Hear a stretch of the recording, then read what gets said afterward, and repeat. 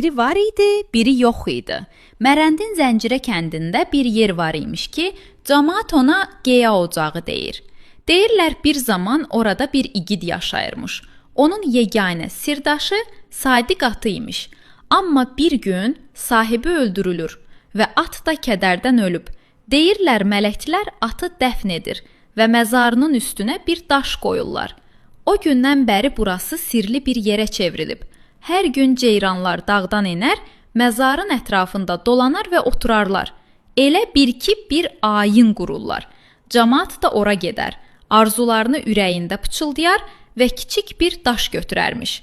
Əgər o daş məzara yapışsa, arzu gerçək olarmış. Geya ocağı bir yerdir ki, bir atın sadiqliyi, təbiət və arzuları birləşdirir. Bəs sən hansı kənddənsən? Kəndinin adını şərhlərdə yaz. Bəlkə də sənin torpağının sirləri də hələ qaranlıqda gizlənib. Arkana.